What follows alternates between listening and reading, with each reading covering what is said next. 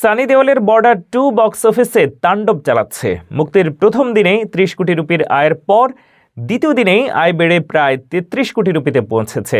২ দিনে মোট ৬৩ কোটি রুপির রেকর্ড গড়ে। সাধারণত বড় বাজেটের সিনেমার দ্বিতীয় দিনে আয় কমে, তবে বর্ডার 2 এর ক্ষেত্রে উল্টো পরিস্থিতি দেখা গেছে।